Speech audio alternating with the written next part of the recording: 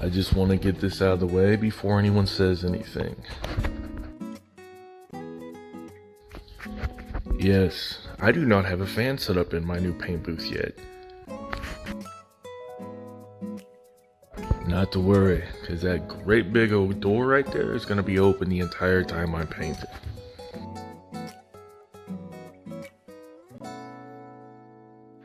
Now, moving right along, I'm going to attach as many body panels as I can.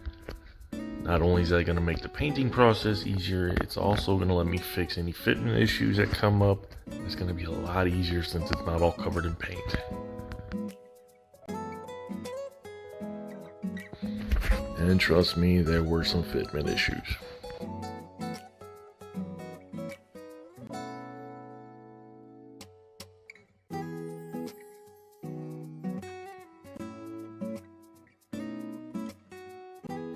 And I am kind of surprised there are not very many mold lines on this. From what I read on ScaleMates, this is an old mold and it's been around a long time. Fujimi either retooled it or they've taken very good care of it.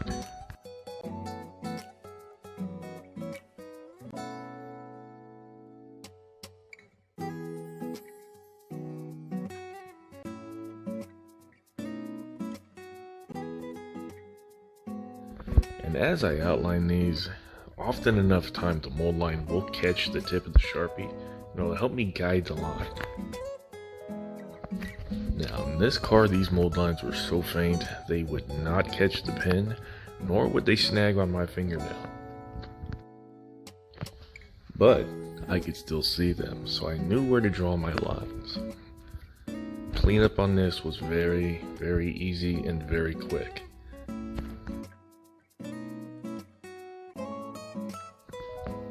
And there I'm just double checking with my fingernail to make sure that I'm looking at what could be a mold line. I'm telling you guys, this was a very clean car.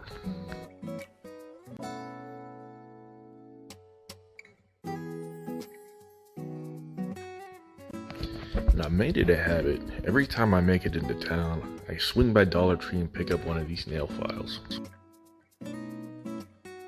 Then what I like to do is I like to rip off the coarse edges. That way I can make what we call a safe edge. Those of you that have ever been around a metal file, gunsmithing, knife smithing, whatever, you'll be familiar with that term. All that does is make an edge that doesn't cut or sand. That way I can get up in those 90-degree angles and not hurt anything. Finish up the front of the car, I'll just go through this grill area with the edge of my blade. Just clean up all that flash and mold lines.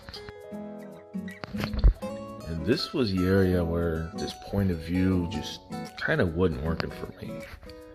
I have been working through the viewfinder of my camera and it's really hard because it's not dimensional. I don't have any depth perception. It's hard work, guys. So I hope you guys really like this new angle I'm gonna start shooting from, because it's had me struggling it sometimes.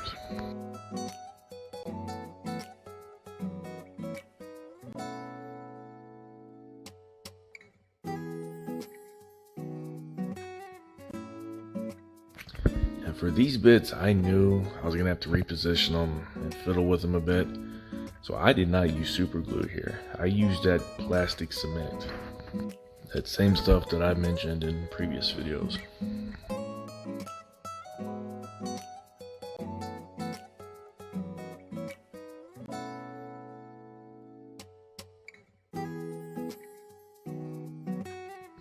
And as you can see, there's a bit of a gap. This is all supposed to be one huge body panel that lifts on and off. So I just use super glue to fill those gaps. And I prefer super glue here over putty just because it's quick, it's permanent, and I could have this whole thing done in 90 seconds. With putty, I have to wait for it to dry. And in my past experience with putty, maybe I'm using the wrong putty, I don't know. But I have had putty lift up and flake off under paint after a few years. So I don't use putty. But After it's dry, I just sand it all smooth and you get what this edge looks like right here. And here's a quick shot of both sides done. I'm just kind of twisting this around, hoping that the glare from the light will catch that, just so you can see how smooth and easy that is. And I use a masking tape just to protect all the rivets so I didn't accidentally sand them all off.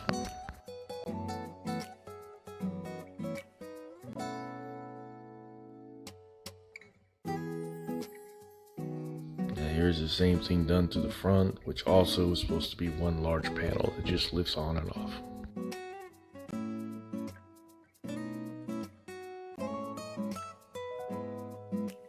Now about these canards, or canards, I don't know how to pronounce these, but I will not be using them. There is absolutely no way I could bend down that tiny little lip without deforming the blade. I tried it on the Revell ACR Viper, and without a jig made specifically for it, it's not going to happen. As this car has a lot of vents and holes, I'm just throwing some of the interior pieces up in there just to see if they show through, just in case I need to paint them. And I did. The back of these door panels, you could see the entire thing all the way through that vent. The backs of them will be getting the coat of red paint just so they blend in and you're not just seeing bare unpainted plastic peeking out through all the vents and holes. Because you guys know how I am. If you can't see it, I'm not wasting paint or materials to make it pretty. Getting real close to paint now. We got just one thing left to do, and that is to cut out this windshield support.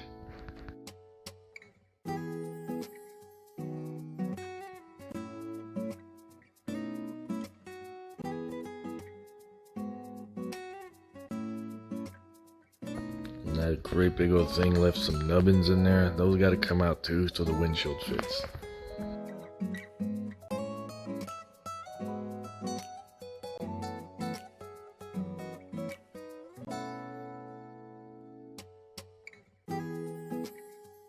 Just using my airbrush here to blow away any dust or debris, just anything that'll mess up the paint surface.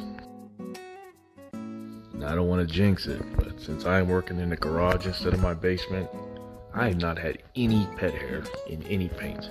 Of course, I've only done just this one car so far, but so far so good.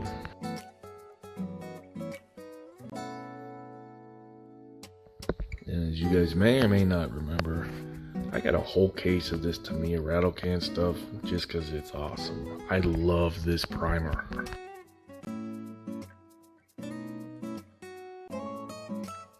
Haha! Surprise! I did not record me painting this, but I promise you it looked like this and it sounded like this. And as I record all these on my phone, today's November 3rd, so I had my phone kind of set off to the side, giving me live updates on everything. And yes, I had that door open. I want the Ferrari badge, the front emblem, to line up with that on the decal, to give it some dimension like on a rail car. Luckily, that is 12mm, and this is 24mm. So everything is half scale, which will make this so much easier. And here I planned on doing a bunch of math, numbers and equations, and trying to sound smart, but guys, I went to school in Ireland, so I don't know how to do math.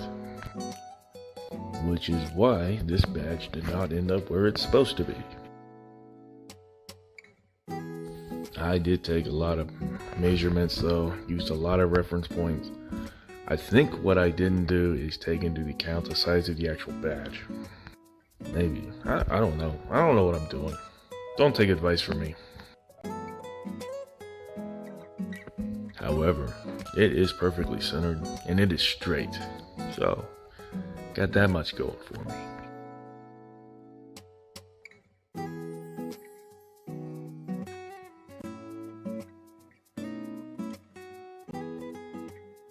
When it comes to decals, the wetter the better. All that lubrication just allows you to position them without harming the decals. if you try to drag it across a dry surface, chances are it's going to grab and you're going to rip the decal. Don't do that.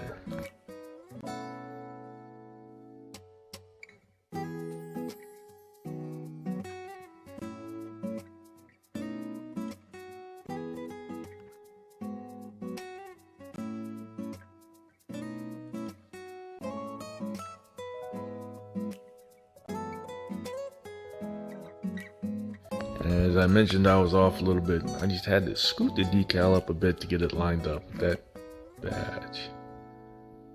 You know what, looking at this, I don't think that badge is centered on the decal.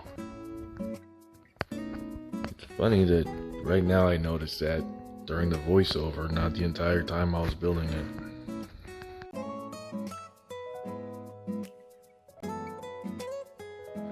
Oh well, it doesn't matter now, because as you'll see later on, all the decals were wrong. Back to the build though, I'm just doing a quick few dabs of microsol on that just so it levels out the decal and it lays out smooth. I had just a bit of a headache here because as you can see, the bottom half of that decal is on the side skirt. So I taped that piece on, I cut the decal in half, and I applied it in 2 separate pieces.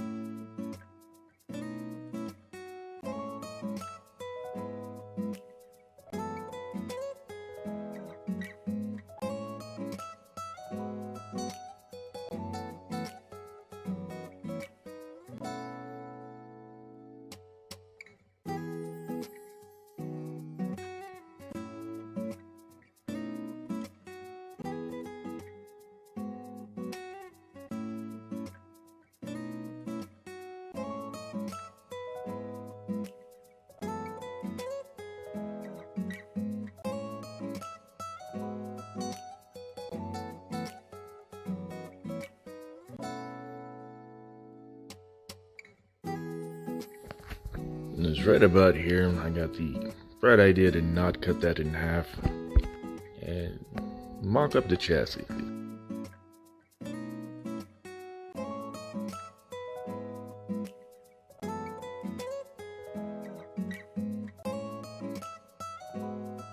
From what I could tell, the chassis pan locates at the front and the rear, and the side skirts just kind of butt up against it, nice and even.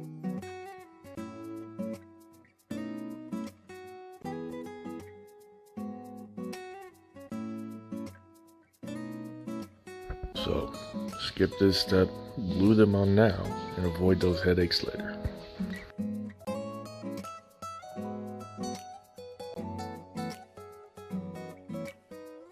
And after those are glued on, they're nice and secure, just move on to applying the rest of the decals.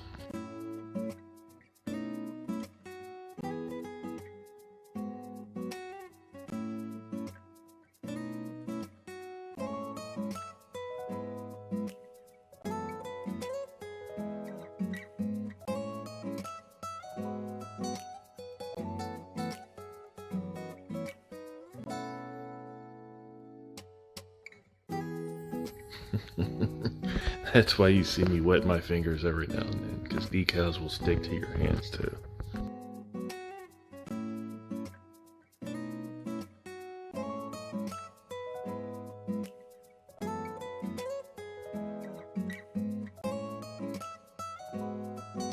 Remember how I mentioned earlier that the decals ended up being wrong anyway? Yeah, check this out. According to the instructions, that decal is just in front of the air inlet and just past the A-pillar, which is exactly how I have them installed. I didn't realize it until I didn't have room for the Scuderia badge. If we take a look at the box art though, we'll see the proper layout for these. The front edge of the number plate is supposed to be even with the A-pillar and covers the entire air inlet. Oh well, too late now. Normally, I don't follow the instructions. I always have my phone up with reference photos, but I'm recording, so I didn't have that luxury. You've all seen how I mix my clear, but I'll go through it again real quick. I will also be experimenting with this lacquer thinner since I don't know where my DT20 is since I moved. Anywho, splash paints calls for this to be mixed at a 3-to-1 ratio. I have a 5mm cup on my stair gun, so I do 3 milliliters of the clear, 1 milliliter of the activator,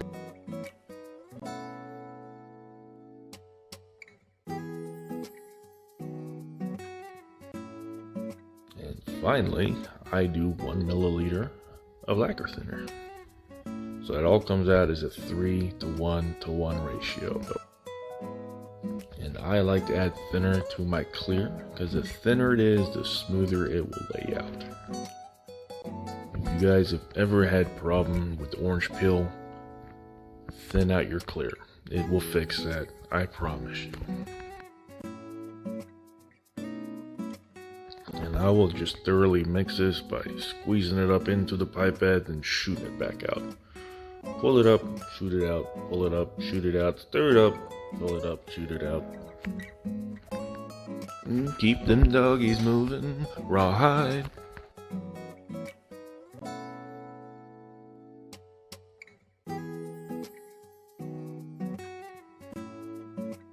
I took all that time to level that airbrush just to fill it. God damn it. Ah!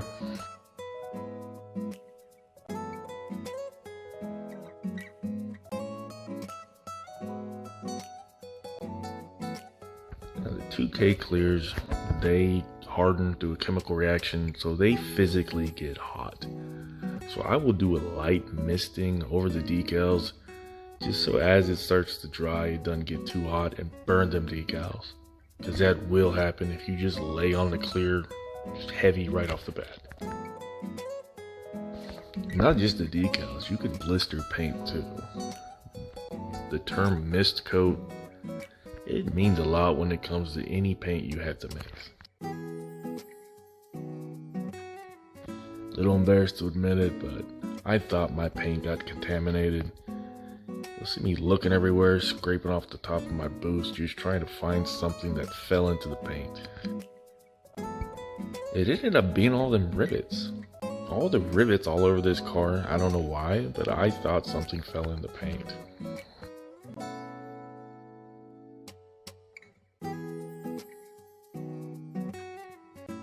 This is that mist coat I talked about. Just move real fast, don't lay it on thick, and you'll be fine with the first mist coat. Now, buying a decent airbrush that has adjustments on it will help you with that if you got a heavy finger like I used to when I first started using an airbrush.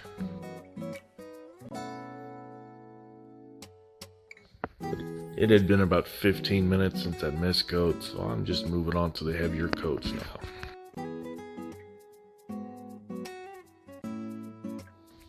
And on the second coat, I will add another 0.5 milliliter thinner just to thin out the clear a little bit more so it lays on smoother. And I will do that between each and every coat. I usually do about 3 coats, so by the time we're done on that final coat, this is about 75% thinner I'm shooting out of there.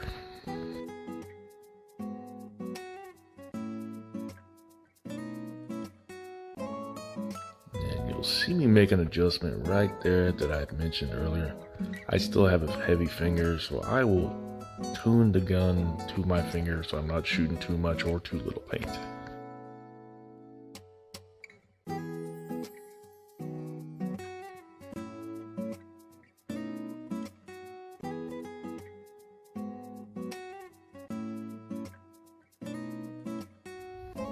measured that out perfectly. That's an empty bowl, not one bit of paint went to waste. And I got a pro tip for you, so listen up.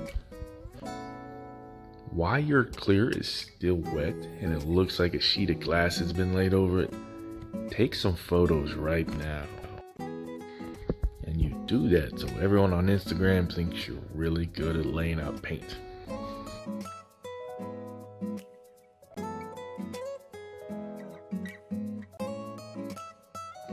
See, these look pretty good, eh? Anywho, follow along. We're gonna finish this car. Like, subscribe, share, get people involved.